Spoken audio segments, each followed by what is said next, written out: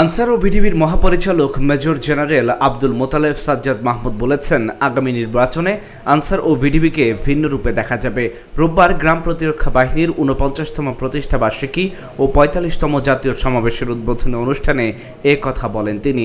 সাজ্জাদ মাহমুদ বলেন, রাজনৈতিক প্রভাবমুক্ত থেকে নিরপেক্ষভাবে নির্বাচন অনুষ্ঠানে দায়িত্ব পালনে আনসার বাহিনীকে প্রশিক্ষণ দেওয়া হচ্ছে এবং প্রত্যেকের ডেটাবেজ তৈরি করা হচ্ছে। আমাদের একটা যে ৬০ লক্ষ, আপনারা জানেন সুবৃহৎ বাহিনী, এটার মূল অংশ কিন্তু ওরা। সো ৬০ লক্ষর কোনো ডেটাবেজ না থাকাতে এটার কোনো অস্তিত্ব আসলে খুঁজে পাওয়া যায় না, কারণ কাগজে তো এগুলো নিয়ন্ত্রণ করা যায় না। তো আমরা ইনশাল্লাহ ডেটাবেজের প্রস্তুতি ইনশাল্লাহ শেষ পর্যায়ে আছে।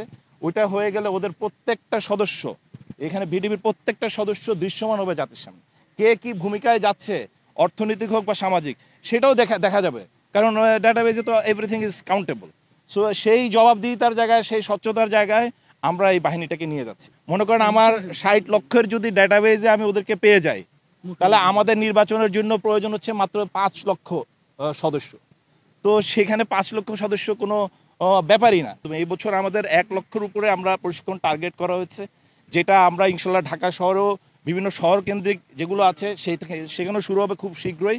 এবং একসাথে সমগ্র জেলায় যখন এই প্রশিক্ষণ কার্যক্রম শুরু হবে, আমরা অলরেডি পাইলট কার্যক্রম শেষ করেছি। এদের লক্ষ্য উদ্দেশ্য চেঞ্জ করে দিয়েছি, যাতে সমাজে ভূমিকা রাখা যায়। সেভাবে এই ধরনের শর্ট টার্ম ডেভেলপমেন্ট, পূজা হোক বা ইলেকশন হোক, সব জায়গায় নিউট্রালি রাজনীতির ইয়ার বাইরে গিয়ে, কোনো রাজনৈতিক ছত্রছায়ার বাইরে গিয়ে কিভাবে রাষ্ট্র এবং মানুষের জন্য ভূমিকা রাখা যায়, সেই প্রশিক্ষণটা আমাদের কারিকুলামে সংযুক্ত করেছে। আগে যেটা আমাদের ছিল না, আগে এগুলো ছিল সাধারণ পর্যায়ে।